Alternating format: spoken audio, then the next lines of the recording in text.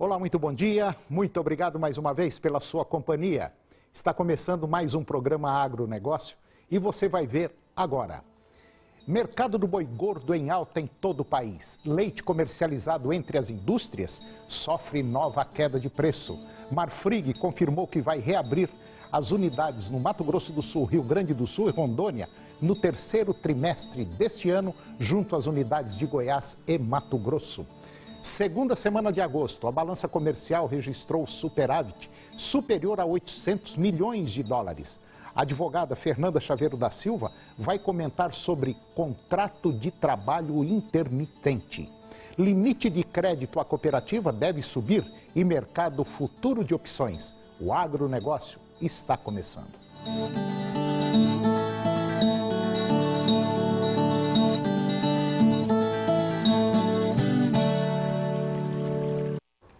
Mercado do boi gordo em alta em todo o país. É a oferta curta que dita o ritmo. São os animais de coxo que garantem maior parte das escalas das indústrias. Animais de pasto não aparecem em grande quantidade.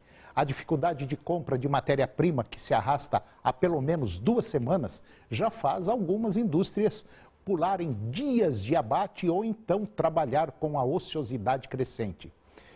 Mesmo com o consumo de carne em retração, natural para este período do mês, existe aí um alinhamento com a disponibilidade do produto e os preços no mercado atacadista permanecem firmes, com tendências de alta, reduzindo a pressão sobre a margem das indústrias, mesmo pagando mais pela matéria-prima. Isso é importante para manter as valorizações no mesmo ritmo desde o começo do mês.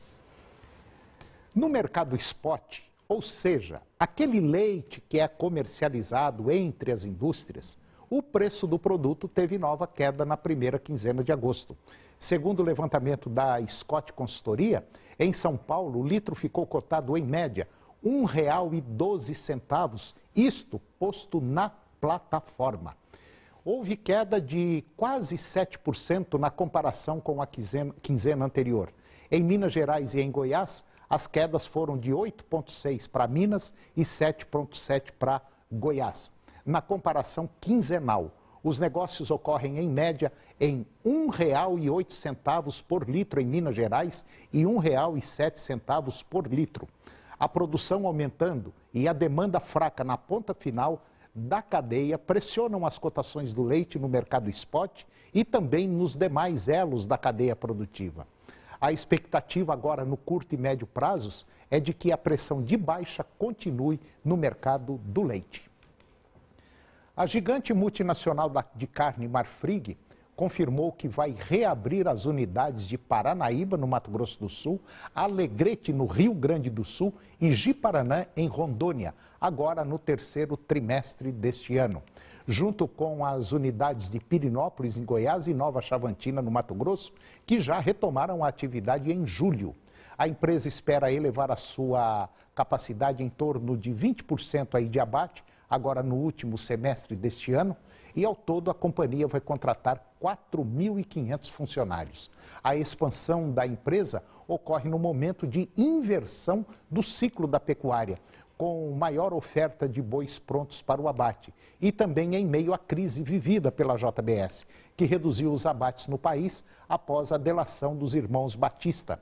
Em um comunicado oficial, a Marfrig confirmou que o movimento foi resultado, entre outros fatores, da maior oferta de bovinos para abate no Brasil, provocada sobretudo pelas características cíclicas desse mercado e pelo cenário macroeconômico. Além da reabertura dessas 5 unidades, a Marfrig também vai expandir a linha de produção de 4 unidades que já estavam em operação. O objetivo é abater 300 mil cabeças de gado por mês. E agora vamos ver como anda o tempo para hoje no estado de Goiás. Nós teremos para a maioria dos municípios períodos de sol intercalados com períodos curtos de nuvens. Vamos conferir agora a temperatura para os principais municípios produtores de Goiás. Porangatu, 30 graus a máxima, 36 a máxima e 19 a mínima. Campos Belos, 36 a máxima e 23 a mínima. Ceres, 32 a máxima e 14 a mínima. Lusiânia, 29 a máxima e 17 a mínima. Jussara, 34 a máxima e 20 a mínima. Anápolis, 29 a máxima e 17 a mínima. Acreúna, 31 a máxima e 16 a mínima. Quirinópolis, 30 a máxima e 13 a mínima. Jataí, 30 a máxima e 8 graus a temperatura mínima. E Ipameri, 31 a máxima e 16 graus a temperatura mínima.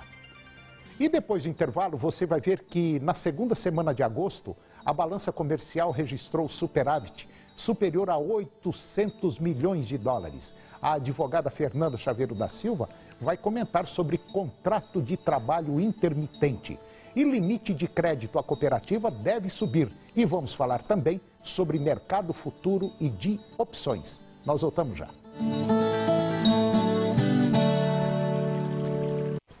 Eu vou conversar agora com Fernanda Chaveiro da Silva. Ela é advogada, mestre em agronegócio pela Universidade Federal de Goiás, especialista em direito empresarial e professora universitária. Fernanda Chaveiro da Silva, bom dia. Bom dia, Tudo Antônio. bem? Tudo ótimo. Fernanda, já está aí, já valendo essa nova legislação trabalhista. E no programa passado, nós falamos sobre contrato de trabalho intermitente. E nós recebemos uma série de e-mails, WhatsApp e tal, pedindo para que desse uma recapitulada, que muita gente está assim, em dúvida em relação a isso aí. Então, só para recapitular, fazendo assim um apanhado geral, como é que o contrato intermitente de trabalho ele vai funcionar? Só antes de explicar como que se dá esse contrato de trabalho, Antônio, vale a pena lembrar que ainda não está em vigor, ok? Sim. Foi sancionado pelo presidente Temer, porém só vai começar a valer essas regras a partir de novembro. O contrato de trabalho intermitente ele vai funcionar da seguinte forma: a partir do momento em que empregado e empregador assinarem esse contrato, o empregado ele vai passar a ficar à disposição desse empregador e vai ser chamado, vai ser convocado a qualquer momento para poder prestar os serviços. Essa convocação, ela deve ser realizada pelo empregador com pelo menos 3 dias de antecedência e o empregado ele vai ter um dia útil para poder se manifestar se ele quer ou não prestar aquele serviço. Esse chamamento, essa comunicação pode ser feito por qualquer meio eficiente e desde que esse trabalhador também tenha acesso, seja por meio de WhatsApp, seja por meio de e-mail, de telefone, e aquele que descumprir com esse contrato de trabalho fica obrigado a pagar a outra parte 50% em cima da remuneração pelo prazo ali durante 30 dias. Então, em 30 dias deve ser feito esse pagamento. Duas características importantes desse contrato de trabalho que vale a pena a gente ressaltar aqui é que há a subordinação e que essa prestação ela é de forma não contínua. Ou seja, a subordinação é naquilo em que o empregado ele vai ter que cumprir com as regras, cumprir com as normas que o empregador determinar. Então, existe ali um regime de hierarquia. E a prestação de serviço em caráter não contínuo é porque se dará esporadicamente, se dará de forma ocasional e não de forma sem um tempo determinado. Bom, então, ao assinar esse tipo de contrato, o empregado ele fica exclusivo daquele empregador, do patrão, vamos dizer assim, certo? Quando ele assina esse tipo de contrato, o empregado é exclusivo daquele empregador. Correto? Ao celebrar esse contrato, ele fica aguardando ser chamado, mas não quer dizer que ele é exclusivo. Tanto é que o legislador, ele coloca que no momento de inatividade, no momento em que esse trabalhador não estiver prestando serviços àquele empregador, ele poderá estar prestando serviços aos outros empregadores. Ele pode celebrar outros contratos de trabalho. Bom, então vamos dizer o seguinte, eu assinei esse contrato hoje, mas não estou trabalhando ainda. Mas eu já pertenço, então, àquela atividade que eu vou fazer naquela empresa, naquela fazenda, seja lá onde for. E eu já passo a receber? Não, você só recebe a partir do momento em que houver a prestação de serviço. Trabalha, recebe. Se não está trabalhando, não recebe. Mas então, a partir do momento que eu assino o contrato, eu já não passo a receber? Não, você não vai receber. Você só recebe a partir do momento em que você prestar o serviço. A partir do momento em que o empregador lhe chamar aquele trabalhador e falar, olha, o serviço deve ser cumprido agora, deve ser prestado. O trabalhador presta aquele serviço, seja em dias, horas ou meses, e aí sim ele recebe por aquele serviço prestado. E se eu assinar um outro contrato com a outra pessoa? Não tem problema, ele pode celebrar, tanto que o legislador colocou, né, no período de inatividade, pode prestar outros serviços, pode celebrar outros contratos. E se no meio dessa prestação que eu fiz com outra pessoa já, eu assinei o contrato com o José, mas assinei um com o João também e vou começar a trabalhar com o João. E como é que fica o José se me chamar? Ele pode recusar. Aí nós não sabemos ainda, porque não veio na lei explícito, não veio falando como se dará isso, né? Até quantas vezes esse trabalhador pode recusar ou não o serviço. Mas é incrível, aqui no Brasil parece que é sempre desse jeito. Faz-se as coisas primeiro para depois fazer a lei, se pode ou se não pode. É muito complicado isso, ainda está muito vago, não está? Sim, muito vago. Então nós temos que aguardar as decisões aí dos tribunais para verificar como que vai funcionar. Tá certo. Doutora Fernanda Chaveiro da Silva, muito obrigado pela participação da senhora mais uma vez. E vamos aguardar, né? Quer dizer, governo, depois que lance isso aí, talvez aí vai mudar tudo de novo. Muito obrigado e até o próximo. Até o próximo. Obrigada, okay. Antônio. Bom, e depois do intervalo, você vai ver que na segunda semana de agosto, a balança comercial registrou um superávit superior a 800 milhões de dólares. Limite de crédito à cooperativa deve subir. E nós vamos comentar também sobre mercado futuro e mercado de opções. Nós voltamos já.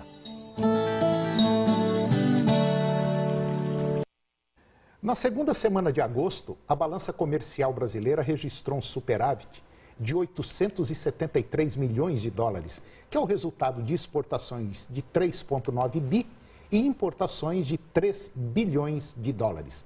No mês, as exportações somam quase 7 bilhões de dólares e as importações 5,7 bi. E com isso deixa um saldo de 1 bilhão e 200 milhões de dólares. A média das exportações na segunda semana de agosto chegou a 782 milhões de dólares, 3,6% acima da média da primeira semana, em razão do aumento nas exportações de produtos básicos e manufaturados. A alta foi puxada pela venda de soja em grãos, petróleo em bruto, fumo, carne bovina, entre outros. E também houve crescimento no mercado de automóveis, de passageiros, tubos flexíveis de ferro e aço e veículos de carga. Nas importações, a semana teve uma queda de 9% sobre igual período comparativo, quer dizer, média da segunda semana sobre a média da primeira semana. Ela é explicada principalmente pela diminuição nos gastos com produtos farmacêuticos, combustíveis e lubrificantes, adubos e fertilizantes, instrumento de ótica e precisão e equipamentos eletroeletrônicos. E agora eu vou conversar com Luiz Antônio de Brito, especialista em mercado de commodities da Cerrado Corretora. Luiz Antônio, bom dia. Bom dia, Antônio. Bom dia a todos. Tudo bom, Luiz? Tudo bem. Luiz, nós temos agora mais um instituto aqui em Goiás, Instituto Goiano de Agricultura. Esse Instituto Goiano de Agricultura foi lançado agora, Antônio, dia 4 de agosto. Teve o apoio muito forte da área produtiva da Agopa, que é os produtores de algodão, e ele foi inaugurado no município de Montevidéu, na fazenda Rancho Fundo. E é uma tendência aí de se apoiar as novas tecnologias, fazer com que o produtor desenvolva novos modelos de gestão, tecnificar esse produtor e fazer com que ele realmente seja voltado ao produtor especificamente, criar situações onde o produtor desenvolva melhor suas atividades e com isso aumente-se a produtividade juntamente com a sustentabilidade, que é o que o mercado hoje exige. É um sonho que alguns segmentos já tinham há bastante tempo e foi concretizado agora, né? Muito bom isso aí, né? Muito bom, a gente acredita que vai ser, ele vai buscar recursos, Antônio, tanto na área municipal, estadual, federal e internacional. Ele vem trazer palestras, treinamentos sobre questão de mão de obra. Vem somar com o desenvolvimento do Estado. Vem somar e vai agregar bastante e segundo as informações de vários segmentos da agricultura, foi recebido aí de braços abertos. A gente espera que seja um sucesso porque tudo que é focado em desenvolver a nossa agricultura e pecuária é bem-vindo para o estado de Goiás. Né? Goiás estava precisando disso, hein? Com certeza. Negócio muito bom. Luiz, limite de crédito à cooperativa, vai subir? Olha, Antônio, houve a primeira medida do Conselho Monetário Nacional foi justamente um corte, né? Ele cortou esse limite de crédito para 600 milhões de reais por CNPJ para as cooperativas e depois ele iria diminuindo para 500 milhões e até chegar em 400 milhões na safra 19 e 20. A pressão do setor rural, juntamente com a OCB, a Organização das Cooperativas do Brasil, em relação a esse corte, iria gerar uma busca das cooperativas ao crédito sem ser juros subsidiado, e iria gerar um custo operacional financeiro de quase 1,5 bilhões de reais a mais. Isso iria afetar toda a cadeia produtiva da cooperativa, principalmente os cooperados, e a pressão foi tão forte que agora o governo está revendo, o Conselho Monetário Nacional deve se reunir no final do mês. A pedida agora é que ele libere 800 milhões por CNPJ e não haja essa redução gradual para os próximos planos safras, né? Então, parece que essa pressão e essa exigência da bancada ruralista e da própria OCB fez efeito. A gente estava muito preocupado com isso, porque já estamos com um problema de crédito, com juros subsidiados, os problemas de competitividade do Brasil, e essa notícia era para prejudicar mais ainda o setor produtivo, né? Vamos torcer para que agora o Conselho Monetário Nacional realmente volte atrás e coloque esses valores maiores para as cooperativas. É o único setor que está dando dinheiro, né, Luiz? Está se sustentando o Brasil, como é que vai tirar dinheiro? É complicado. Complicado, né? Isso aí. Luiz, vamos para o intervalo comercial e depois nós vamos falar sobre os leilões de PEP e PEPRO do milho aqui no estado de Goiás. É um minutinho só.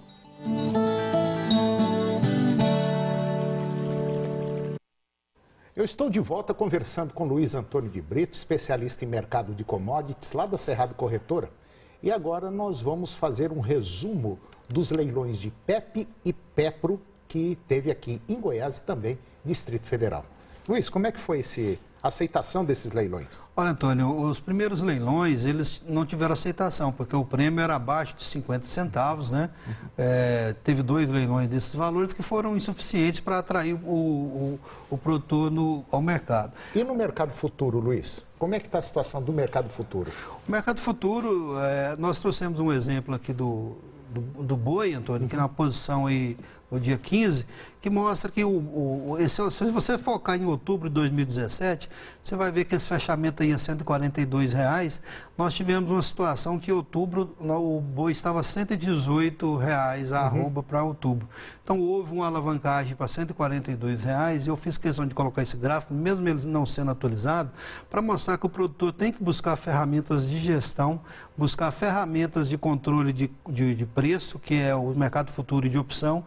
E nós, na condição de corretora, que já estamos nesse mercado há bastante tempo, nos colocando à disposição para o produtor que queira travar seu boi, que queira se aprofundar nos assuntos de opção, de futuro, que nos procure, porque nós percebemos que, em grande parte, o produtor está sendo penalizado pela falta de desconhecer ferramentas e buscar essas informações. Então, nós estamos nos propondo a ir em sindicatos rurais, em associações de produtores, ou mesmo qualquer palestra que seja direcionada por algum segmento do setor, para que a gente possa especificar as ferramentas para o produtor.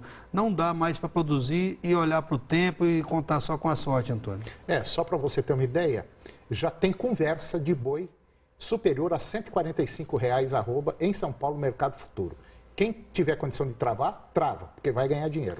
Exatamente, tem que ficar atento, porque nós não podemos acreditar que as coisas vão sempre subir ou sempre cair, né? Luiz, agora vamos ver os leilões de PEP e PEPRO aqui no estado de Goiás. Sim, nós tivemos aqui essa posição para vocês verem. Os 2 primeiros leilões foi 0, apesar da quantidade ter sido grande, ofertado, mas foi 0 porque o preço era abaixo de 50 centavos. Quando o governo trouxe o preço por saca, que era o prêmio aí que você está vendo acima de R$ 3,00, R$ 3,25, R$ 3,48, R$ 3,30, R$ 1,53, nós tivemos um interesse maior, o que fez com que em Goiás, no PEP, Antônio, fosse negociado 176 mil toneladas e no PEPRO, que é a participação do produtor, 134 mil toneladas. Deu para ganhar dinheiro, Luiz? O produtor numa situação, esses instrumentos, Antônio, eles são usados no momento que é justamente onde o preço está abaixo do preço mínimo, quer dizer, é um momento ruim Mas para o prêmio. quer dizer, é ruim, mas deu para salvar, né? Não... É uma ferramenta que veio no momento essencial para que atendesse o produtor, principalmente na exportação, que a maioria dessas ferramentas é para exportação, e aí a gente acredita que vai minimizar, o seu sofrimento em relação ao preço nisso aí. Luiz, um outro ponto interessante é que parece que não está compensando plantar trigo, né? O preço do trigo não está pagando o custo de produção. E o Brasil é um grande importador de trigo. O pãozinho que você come, provavelmente o trigo está vindo de fora, viu?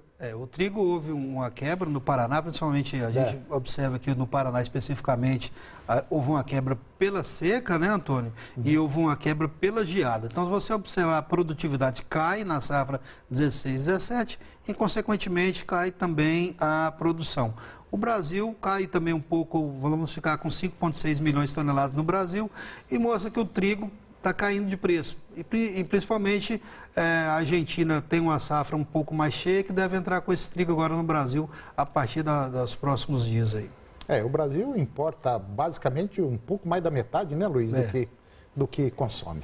Luiz, muito obrigado mais uma vez pela sua participação no nosso programa e até o próximo. Eu que agradeço, um bom dia a todos. E o programa de hoje chegou ao fim e eu termino com a seguinte mensagem. A matemática do tempo, ela é muito simples. Você tem pelo menos do que pensa e precisa mais do que você acha. Um grande abraço a você, um bom dia e até o próximo programa.